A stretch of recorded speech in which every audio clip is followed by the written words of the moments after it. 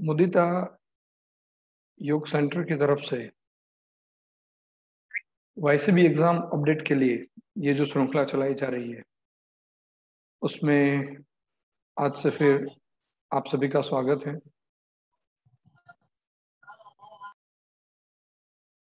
आज हम विषय लेके जो चलने वाले हैं वो विषय है ज्ञानेंद्रियां और कर्मेंद्रियां। वैसे क्यूसीए के समय ये विषय पार्ट ऑफ द सिलेबस था, मगर आज ये पार्ट ऑफ द सिलेबस नहीं है, मगर इसको समझना ये बहुत ही जरूरी है।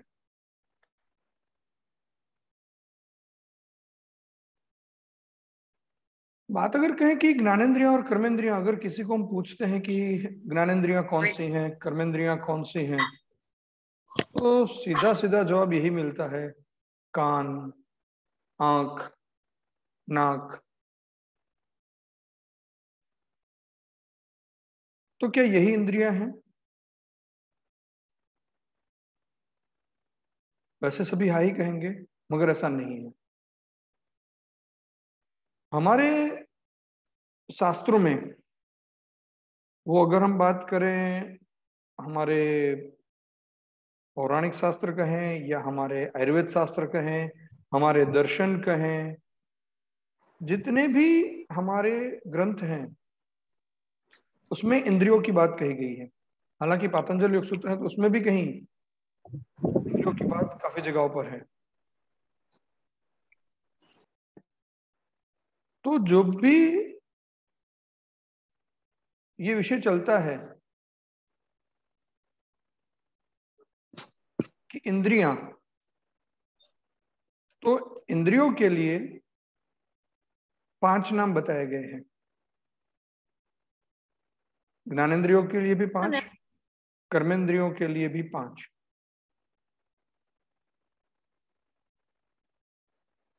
और उनके स्पेसिफिक नाम हैं, कान, आंख, हाथ, ऐसा नाम नहीं है।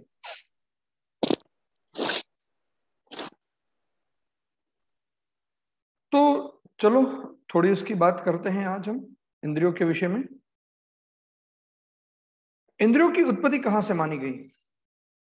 सृष्टि की उत्पत्ति जो हो रही थी, सृष्टि की उत्पत्ति होते होते अव्यक्त में से काफी सारी उत्पन्न हुई और उसमें से 3 अहंकार उत्पन्न हुए, सात्विक अहंकार, राजसिक अहंकार और तामसिक अहंकार।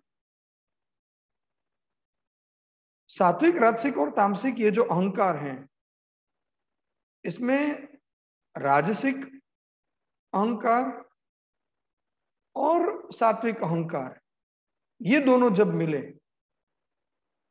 तब इंद्रियां उत्पन्न हुई। और जब तामसिक अहंकार और सात्विक अहंकार इकट्ठा हुए तो उसमें से पंच महाभूत, पहले पंच तन्मात्रा और तन्मात्रा में से पंच महाभूत की उत्पत्ति हुई। पंच महाभूत की उत्पत्ति हुई, उसको कहा गया पंचीकरण सिद्धांत। उसकी चर्चा कभी और दिन करेंगे। मगर आज हमें जो बात करनी है कि राजसिक अहंकार और सात्विक अहंकार से इंद्रियों की उत्पत्ति हुई। कुल मिला के इंद्रियों के 3 प्रकार बताए गए हमारे यहाँ, हमारे शास्त्रों में। पहला प्रकार था, उसको कहा गया ज्ञानेंद्रिय। जो हमें ज्ञान करवाती हैं उसको कहा गया ज्ञानेंद्रिय।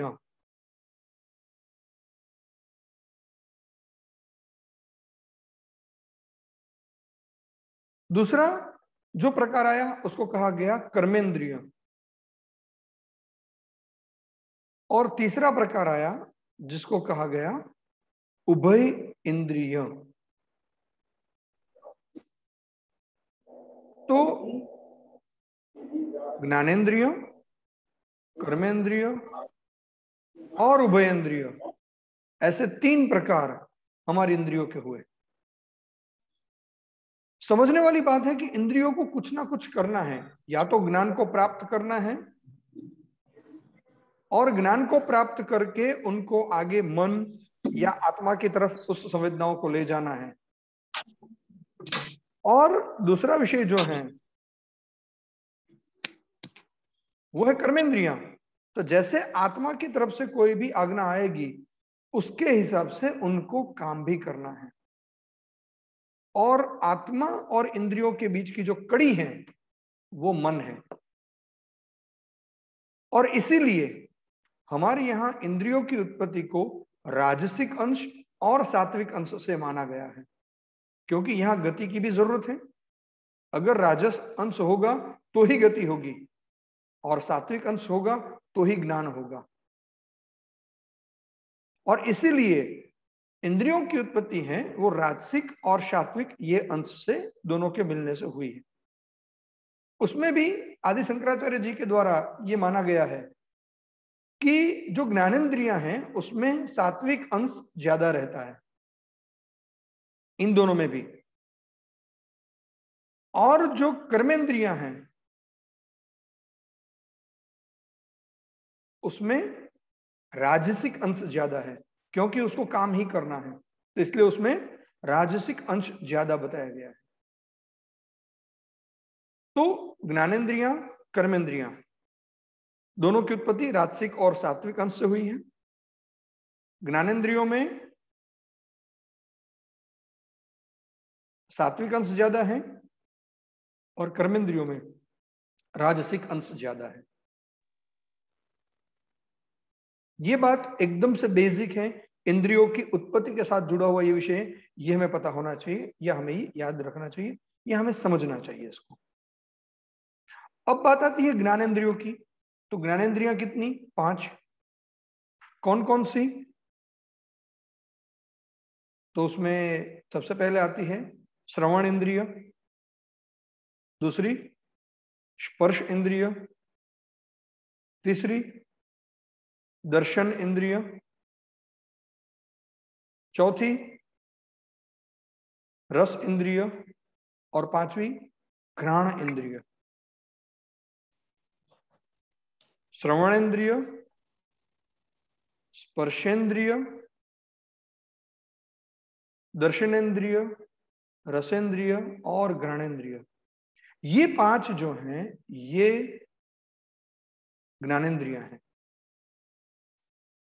ये पांचों इंद्रियों के जो स्थान है, वो इंद्रियां जहां रहती हैं उसके जो स्थान है वो 5।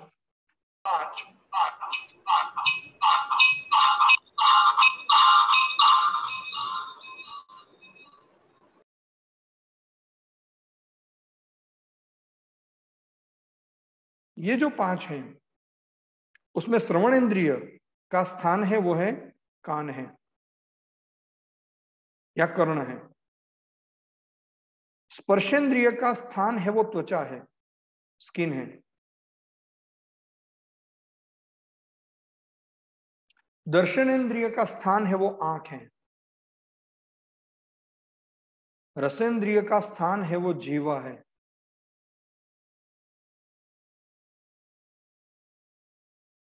और घ्राणेन्द्रिय का स्थान जो है वो नासा है, नाक है। तो ये इंद्रियां नहीं है, ये इंद्रियों के स्थान है। ये बात हमारे ध्यान में भी होनी चाहिए कि 5 इंद्रियां श्रवणेन्द्रिय, स्पर्शेंद्रिय, दर्शनेन्द्रिय, रसेंद्रिय और घ्राणेन्द्रिय, उसके स्थान जो हैं वो कान, त्वचा, आंख, जिह्वा और नाक है।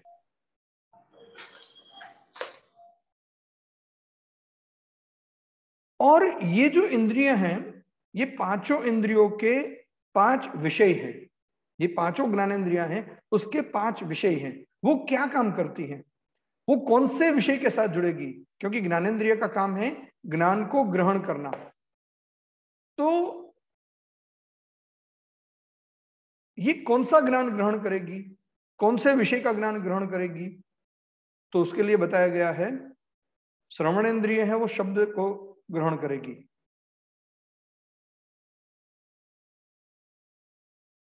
स्पर्शेंद्रिय स्पर्श को ग्रहण करेगी, श्रवणेन्द्रिय शब्द को ग्रहण करेगी, स्पर्शेंद्रिय जो है वो स्पर्श को ग्रहण करेगी, उसका ज्ञान करेगी। दर्शनेंद्रिय है वो रूप का ज्ञान करेगी। रसेंद्रिय है वो रस का ज्ञान करेगी। और घ्राणेन्द्रिय है वो गंध का ज्ञान करेगी। तो पांचों इंद्रियों के अपने ज्ञान के विषय भी हैं कि उसको क्या ग्रहण करना है। हमारा जो कान है वो कभी टेस्ट नहीं करता है, वो सुनता ही है सिर्फ। श्रवण इंद्रिय का जो काम है वो सुनना ही है। श्रवण इंद्रिय का काम है शब्द। स्पर्शेंद्रिय का काम है स्पर्श का ज्ञान करना। दर्शनेंद्रिय का काम है रूप का ज्ञान करना। रसेंद्रिय का काम है रस का ज्ञान करना। और घ्राणेन्द्रिय का काम है गंध का ज्ञान करना। तो इस तरह से ये जो विषय हैं ये हमारे ध्यान में रहे कि 5 इंद्रियों के 5 विषय हैं, वो उसका ही ज्ञान करती हैं। इसके अलावा किसी भी चीज का वो ज्ञान नहीं करती है। उसके विषय भी बहुत ही स्पष्ट हैं। जैसे उसके स्थान स्पष्ट हैं उसी तरह से उसके ज्ञान के जो विषय हैं ये भी स्पष्ट हैं। और हमारे शास्त्रों ने ये क्रम भी बताया गया है कि पहले श्रवणेंद्रिय को ही बोला जाए, फिर स्पर्शेंद्रिय, फिर दर्शनेंद्रिय, फिर रसेंद्रिय और फिर घ्राणेंद्रिय। हम इधर उधर बोलने लगे कान नाक आंख, ऐसा नहीं है। इसका क्रम भी निश्चित है, उसके विषय भी निश्चित हैं और सृष्टि उत्पत्ति में इसका क्रम भी एकदम से सुस्पष्ट रूप से बताया गया है। अब आती हैं इसके महाभूत। तो ये जो 5 इंद्रियां हैं वो उसमें कौन कौन से महाभूत डोमिनेंट रहते हैं ये भी हमें देखना चाहिए। तो जो श्रवण इंद्रिय है जिसका स्थान करना है वो आकाश महाभूत डोमिनेंट है। उसमें आकाश महाभूत रहता है। आकाश महाभूत की उसमें विषय रहता है। जो स्पर्शेंद्रिय हैं उसमें वायु महाभूत जो हैं उसकी बहुलता रहती है। दर्शनेंद्रिय में है जिसको हम आंख के रूप से जानते हैं, उसमें अग्नि तत्व अग्नि महाभूत की बहुलता रहती है।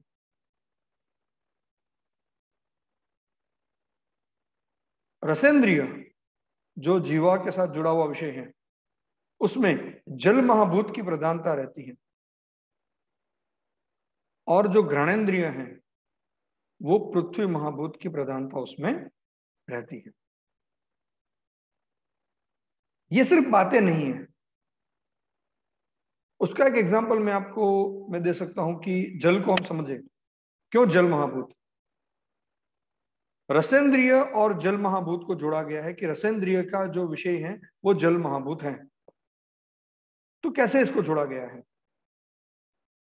तो जो चीजें हमारा पानी में या जल महाभूत में जो डाइल्यूट होती है उन्हीं चीजों का हमें ज्ञान होता है।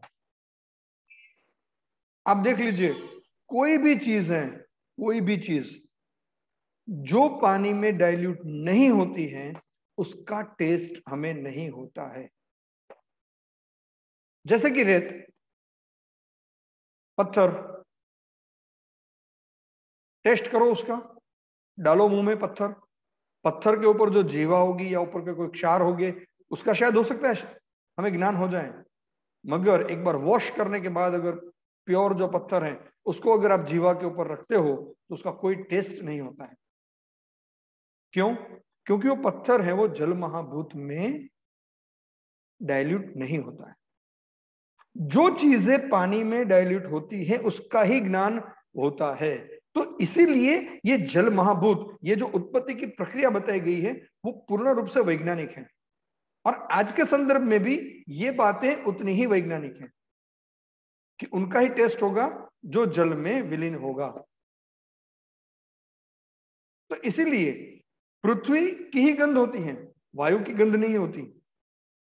वायु कोई गंध को लेके जा सकता है, कोई भी पार्थिव चीज की गंध को लेके ट्रैवल कर सकता है, मगर अगर वायु की बात की जाए तो वायु की कोई गंध नहीं होती है।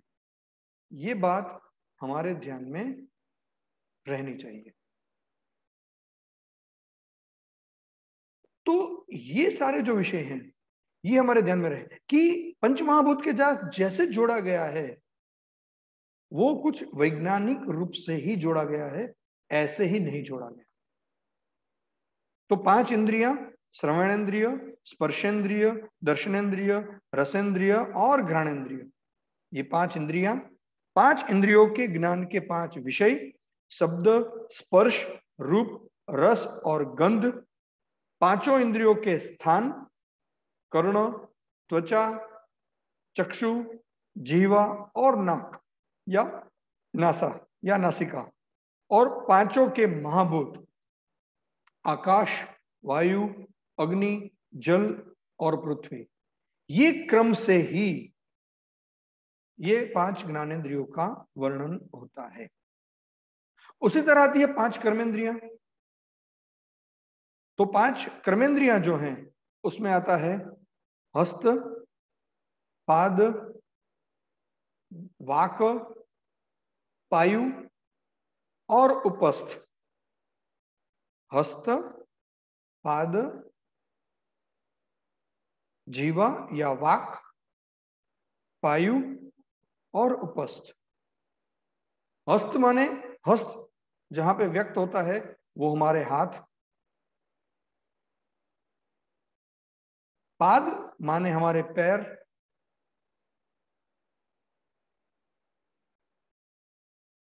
जीवा या वाक, जीवा से बोलते हैं तो वाक इंद्रिय जो है वो जीवा। पायु, पायु की जब बात आती है तो वो है हमारी मल निष्कासन का हमारा स्थान, गुदा। और उपस्थ, उपस्थ माने हमारी जननेन्द्रिय या जननांग या हमारे रिप्रोडक्टिव ऑर्गन। ये 5 जो हैं ये हमारी कर्मेंद्रियां हैं। आप उसके पीछे भी इंद्रिय शब्द लगा सकते हैं, हस्त इंद्रिय, पाद इंद्रिय, पायोवेंद्रिय, उपस्थेंद्रिय और वागेंद्रिय। इस तरह से आप उसमें भी नाम को जोड़ सकते हैं। तो ये जो बात है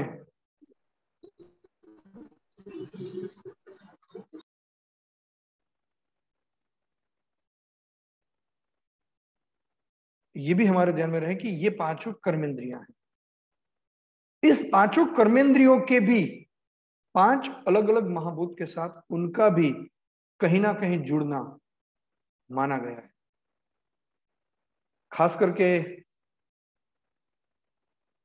आदि शंकराचार्य जी ने ही इस विषय को और ज्यादा सुस्पष्ट किया है। और शंकराचार्य जी ने जब ये सारे विषयों की चर्चा कर रहे थे, मन, अंतःकरण, चतुष्टय और बहुत सारे विषयों की चर्चा की, उसमें ही उन्होंने ये बात भी कही थी। ज्यादातर कर्मेंद्रियों के साथ हम पंचमहाभूत को जोड़ने की प्रक्रिया ज्यादातर नहीं होती है, मगर आदि शंकराचार्य जी ने इसको भी जोड़ने का प्रयास किया है, या उसके साथ भी जो है उन्होंने महाभूतों को जोड़ा है। जैसे कि हमारी वागेंद्रिय हैं,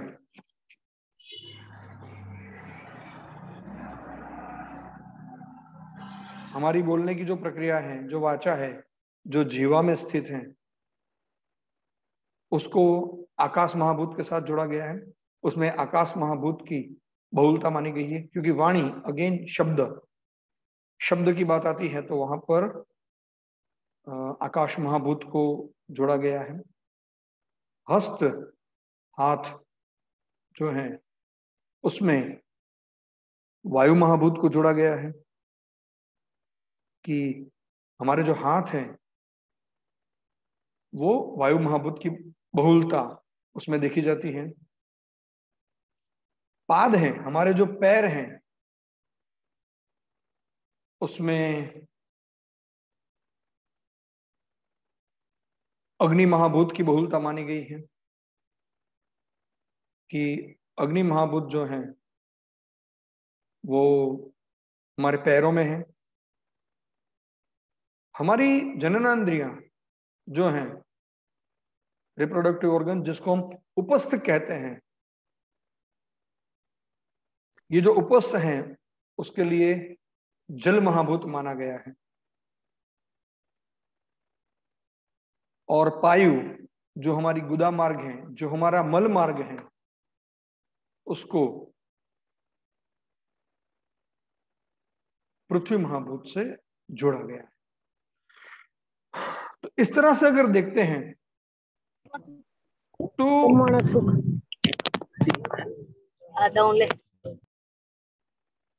तो इस तरह से जब हम देखते हैं तो ये पांचों कर्मेंद्रियों को भी पांचों महाभूत के साथ जोड़ा गया है। वाग इंद्रिय वाणी को आकाश महाभूत से, हस्त हमारे हाथ जो हैं उसको जोड़ा गया है वायु इंद्रिय वायु महाभूत से, वायु महाभूत से। हमारे जो पैर हैं उसको जोड़ा गया है अग्नि महाभूत से। हमारा जो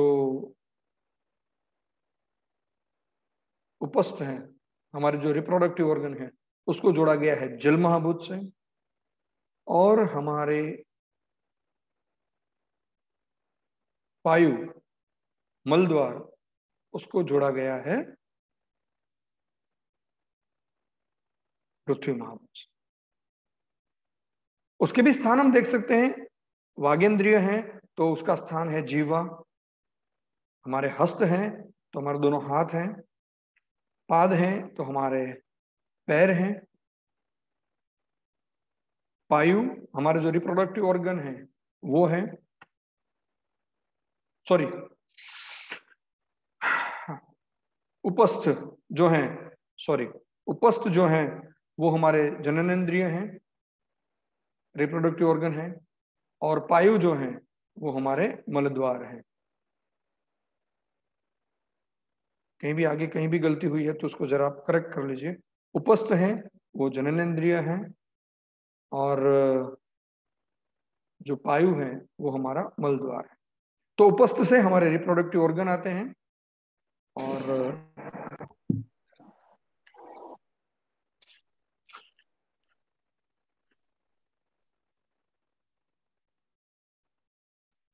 पायु से हमारे मलद्वार आते हैं।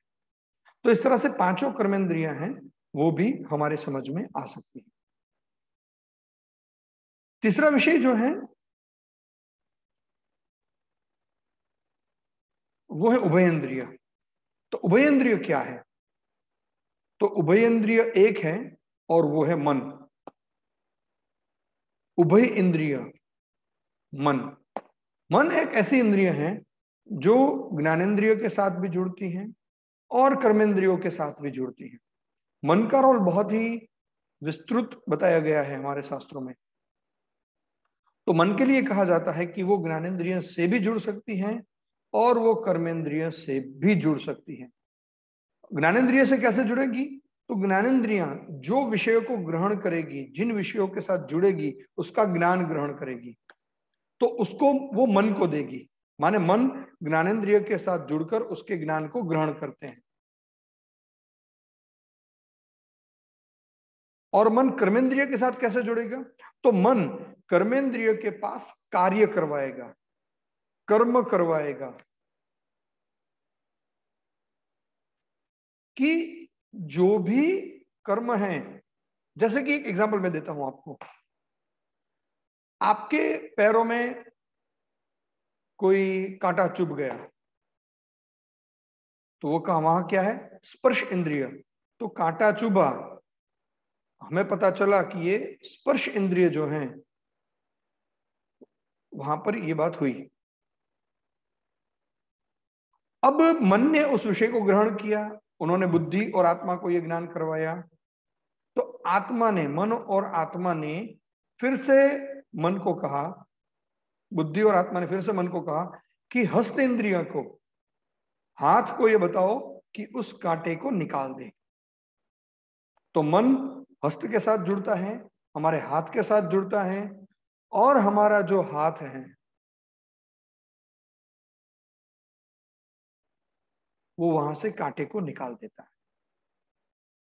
अगर मन को निकाल दे इस सारी प्रक्रिया में से, अगर मन को निकाल दे हम, तो ना तो आत्मा को ज्ञान होगा और ना ही कर्मेंद्रियों से काम होगा। और इसीलिए उभयेंद्रिय में मन का बहुत ही अच्छा विषय रहा है कि मन की जरूरत सबसे ज्यादा है, और इसीलिए उसको कहा गया है उभयेंद्रिय। मन एक खुद एक विषय है, उसके भी लक्षण हैं, उसके भी गुण हैं, सारी चीजें उसके साथ भी जुड़ी हुई है। कभी उसकी भी चर्चा करेंगे सिर्फ मन के विषय में भी, तो पूरे एक समय तक हम उसकी चर्चा कर सकते हैं। तो ये दो चीजें हमारे ध्यान में रहेगी, ज्ञानेंद्रियों से ज्ञान होगा, कर्मेंद्रियों से कर्म होगा, और उसका पूरा जो कोऑर्डिनेशन है वो मन के द्वारा होगा। और इसीलिए मन को उभयेंद्रिय कहा गया है। वो ज्ञानेंद्रिय के साथ भी जुड़ती हैं, वो कर्मेंद्रियों के साथ भी जुड़ती है। ज्ञान को प्राप्त करने के लिए भी गति चाहिए और कर्म को करने के लिए भी गति चाहिए, और इसीलिए इसकी उत्पत्ति राजसिक अंश और सात्विक अंश से मानी गई है, या राजसिक अहंकार और सात्विक अहंकार से इसको उत्पत्ति मानी गई है। और ज्ञानेंद्रिय ज्ञान को ग्रहण करती है, इसलिए उसमें सात्विक अंश की ज्यादा माना गया है, और राजसिक अंश कर्मेंद्रियां हैं वो सिर्फ कर्म के साथ जुड़ी हुई है, वो काम करती हैं, इसलिए उसमें राजसिक अंश को ज्यादा माना गया है। तो ये पूरा कंसेप्ट है ज्ञानेंद्रिय और कर्मेंद्रिय का। और आज से अगर कोई भी आपसे पूछे कि ज्ञानेंद्रियां कौन कौन सी हैं, तो कान, आंख, नाक ऐसा मत गिनाना, ये कहना कि श्रवणेंद्रिय, स्पर्शेंद्रिय, दर्शनेंद्रिय, रसेंद्रिय, और लास्ट में जो आती है वो है घ्राणेंद्रिय। तो ये विषयों को हम समझें, हमारे शास्त्र के विषयों को हमें समझना चाहिए। हमारी इंद्रियों का महत्व बहुत ही ज्यादा बताया गया है। लास्ट में एक बात करके मैं इस विषय को पूरा करूंगा। आपके मन में कोई भी दुविधा हो तो आप चैट बॉक्स में लिखेंगे, अनम्यूट नहीं होंगे। चैट बॉक्स में आपका कोई प्रश्न है तो आप लिखेंगे, तो उसको मैं प्रयास करूंगा कि उसके विषय में हम चर्चा कर पाए। इंद्रिय जो है उसका महत्व इसलिए है कि जो भी ज्ञान अंदर आता है, कोई भी विषय अंदर आता है, तो वो इंद्रियों से आता है। और उसमें से प्रमुख दो इंद्रियां हैं। एक है आंख, आपके चाहते न चाहते हुए भी आपकी आंखें खुली हैं तो आप सभी को देखते रहोगे। और दूसरा है आपके कान, आपके चाहते न चाहते हुए भी बहुत सारे विषय, बहुत सारे जो आवाज हैं वो आपके साथ जुड़ती रहती है। नाक, कोई स्पेसिफिक गंध के एरिया में जाएंगे तो गंध का ज्ञान है, जीवा पर कोई चीज रखेंगे तो टेस्ट का ज्ञान है, त्वचा से कोई स्पर्श होगा तो उसका ज्ञान है। मगर ये जो दो इंद्रियां हैं, आंख और कान, ये दो अवयव हमारे ऐसे हैं जो कंटिन्यू विषय के साथ जुड़ते रहते हैं।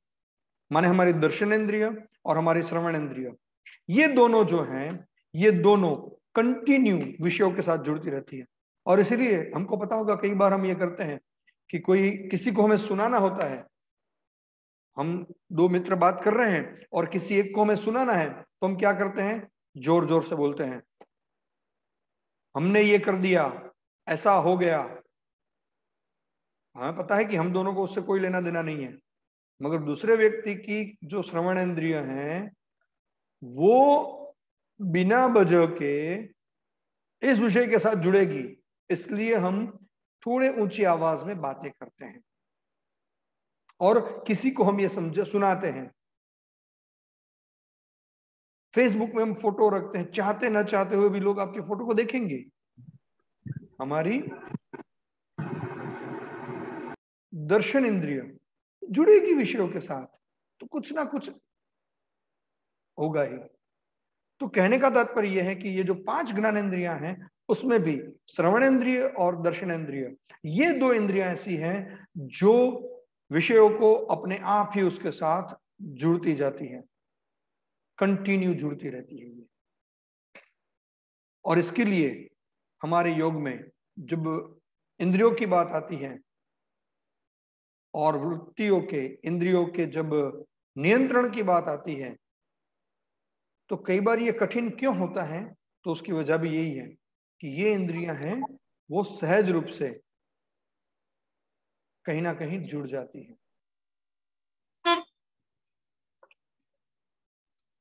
तो ये विषय था। श्रवणेंद्रिय है, उसके साथ आकाश महाभूत जुड़ा हुआ है। स्पर्शेंद्रिय के साथ वायु महाभूत जुड़ा हुआ है।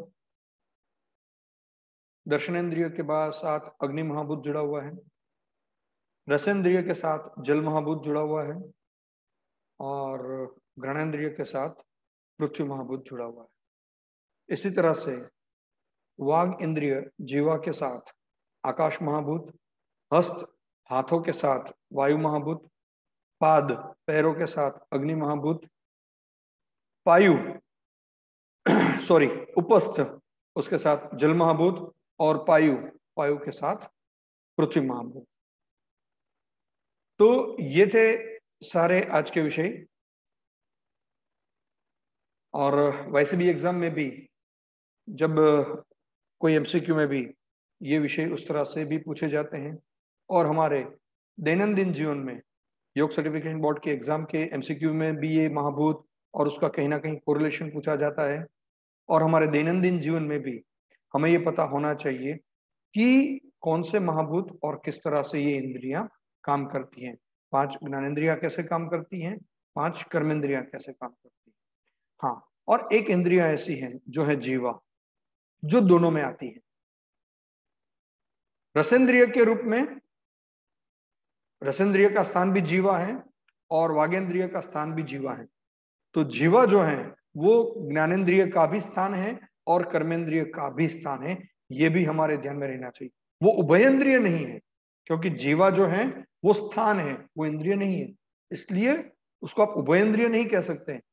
मगर ज्ञानेंद्रिय और कर्मेंद्रिय ये दोनों का स्थान जीवा है, रसेंद्रिय का और वागेंद्रिय का। तो ये विषय हमें देखना चाहिए, हमें समझना चाहिए।